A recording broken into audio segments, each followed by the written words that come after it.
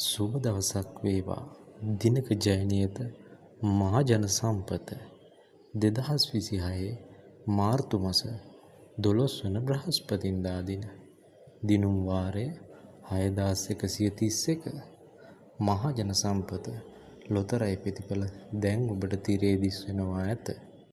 ඉංග්‍රීසි අක්ෂරය J. පළමු අංකය අංක 8.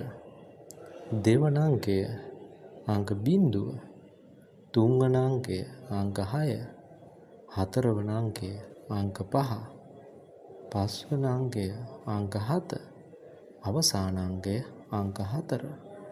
අදට නියමිත ප්‍රතිඵල අවසానයි.